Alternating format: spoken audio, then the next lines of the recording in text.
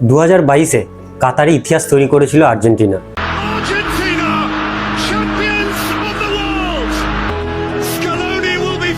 কিন্তু গল্প কি এখানেই শেষ, নাকি 2026-এ আবারও নীল সাদা জার্সিতে উঠবে বিশ্বকাপের ট্রফি? চলুন দেখে নেওয়া যাক 2026 বিশ্বকাপ নিয়ে এখন থেকে ফুটবল বিশ্বে একটাই প্রশ্ন, আবারও কি বিশ্ব চ্যাম্পিয়ন হবে আর্জেন্টিনার দল? অনেকেই বলছে এটা অসম্ভব, কিন্তু বাস্তবতা হলো আর্জেন্টিনার হাতে এমন কিছু শক্তি আছে যা তাদের আবারও বিশ্বকাপ জেতার একটা ফেভারিট বানাচ্ছে। আজকের ভিডিওতে আমরা দেখব কিছু কারণ, যেই কারণে আর কি বিশ্বকাপ আর্জেন্টিনা জিততে চলেছে। দেখুন, কারণ নাম্বার 1, উইনিং মেন্টালিটি। 2022 বিশ্বকাপের পর আর্জেন্টিনা শুধু এখন একটা দল নয়, তার একটা উইনিং মেশিন। লিওনেল মেসির নেতৃত্বে এই দল শিখেছে যে কিভাবে চাপের মুহূর্তে জিততে হয়। পেনাল্টি, শুট আউট, কঠিন ম্যাচ, তারা সব জায়গায় মেন্টালি এখন খুবই স্ট্রং। আর এই মেন্টালিটি এখন পুরো স্কোয়াডে ছড়িয়ে গেছে, কারণ নতুন প্লেয়াররা জানে যে আমরা বিশ্ব চ্যাম্পিয়ন। আর আন্তর্জাতিক ফুটবলে এই আত্মবিশ্বাস অনেক বড় অস্ত্র হয়ে দাঁড়ায়। এরপর দেখুন, এই উইনিং মেন্টালিটি বিশ্বকাপ জেতার পর আসেনি, আর্জেন্টিনার মনে তখনই এসেছিল কারণ তাদের ব্যর্থতা। তারা 2014 বিশ্বকাপ ফাইনাল হারে, 2015 কোপা আমেরিকা হারে, 2016 কোপা আমেরিকা হারে, 2018 ফ্রান্সের বিরুদ্ধে রাউন্ড অফ 16 থেকে বিশ্বকাপ থেকে বাদ পড়ে যাওয়া। এই জিনিসগুলো, এই ব্যর্থগুলো তাদের মধ্যে একটা আলাদাই ইন্সপিরেশন হয়ে দাঁড়ায়। এবার সব থেকে বড় জিনিস হচ্ছে তারপর 2021-এ এই দলে আমরা একজনকে যোগ দিতে দেখি, তার নাম হচ্ছে লিওনেল স্কালোনি। আর সে আসার পর তারপরে আমরা দেখলাম 2টো কোপা, একটা ফিনালিজেমা এবং বিশ্বকাপ সহ একটা ট্রফি।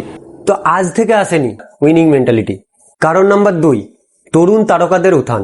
2026-এ আর্জেন্টিনার সব থেকে বড় অস্ত্র হতে পারে তাদের ইয়াং জেনারেশন।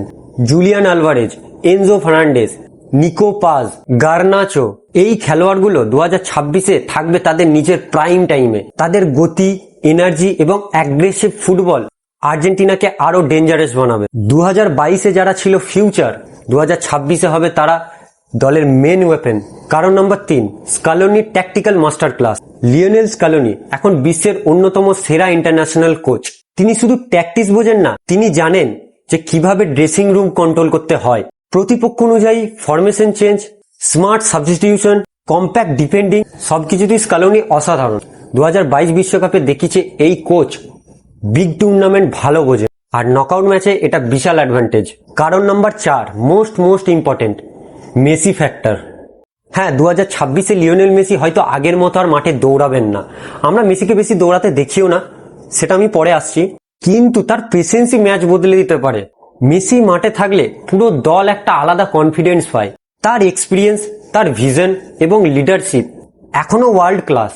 আর একটা বিষয় আমাদের ভুলে গেলে চলবে না, বিশ্বকাপে মেসি মানেই ম্যাজিক্যাল মোমেন্ট। তিনি যদি ফিট থাকেন তাহলে আর্জেন্টিনা সব সময় একটা টাইটেল কন্টেন্ডার।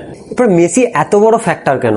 আমি প্রথমেই বললাম যে যখন মেসি মাঠে থাকে তখন অপোনেন্ট দল সবসময় একটা প্ল্যান নিয়ে মাঠে নামে মেসিকে নিয়ে।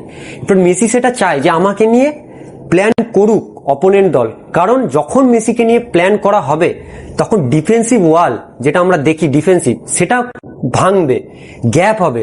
তখন আর্জেন্টিনার দলের মেসি বাদে যে প্লেয়ার্সগুলো, তারা একটা প্রচন্ড সুযোগ পাবে, সেই ওয়াল গ্যাপ পাবে। তো মেসি সবসময় চায় আমাকে নিয়ে সবসময় একটা প্ল্যান নিয়ে মাঠে আসুক অপোনেন্ট দল, আর সেই প্ল্যান কখনই মেসিকে আটকাতে পারে না, আমরা সব সময় দেখেছি।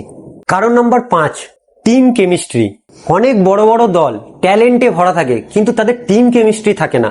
সাপোজ এক্সাম্পল হিসাবে আমি বড় বড় দলের যদি কথা বলি, আপনি ফ্রান্স দলটা দেখুন, আপনি স্পেনের দলটা দেখুন, এই দুটি দলে আপনি বড় বড় নাম পাবেন, কিন্তু তারা কোথায় হেরে যায় জানেন? এই যে টিম বন্ডিং, কেমিস্ট্রি, এইখানেই তারা হেরে যায়। আর আর্জেন্টিনার সব থেকে বড় শক্তি হলো কি জানেন?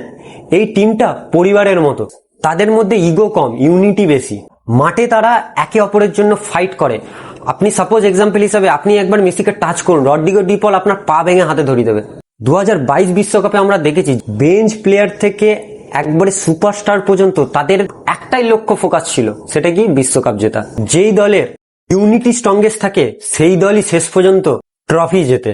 তারপর কারণ হচ্ছে এক্সপিরিয়েন্স এবং ইয়াং প্লেয়ারদের একটা কম্বিনেশন। দেখুন, এই দলে আপনি অনেক এক্সপিরিয়েন্স প্লেয়ার পাবেন, আবার অনেক ইয়াং জেনারেশনে আপনি ইয়াং স্টার পাবেন। কারণ ইয়াং স্টারে যদি আমি প্রথমেই বললাম ইয়াং স্টার নিকো পাজ, আপনি Mastantuono, Garnacho, Julian Alvarez, Enzo Fernandez. এক্সপিরিয়েন্সের যদি কথা বলি আপনাকে, তারপর ওটামেন্ডি, পেরেডেস, ট্যাগলিফিকো, আপনি এক্সপিরিয়েন্সের অভাব পাবেন না। যখন এই দুটো কম্বিনেশনটা মিক্সড হবে না, তখন এই দলটি আরো স্ট্রং হয়ে দাঁড়াবে। তাহলে আপনি কি মনে করেন যে আর্জেন্টিনা এই বছর বিশ্বকাপ জিতবে? কমেন্টে আপনার প্রেডিকশন লিখুন।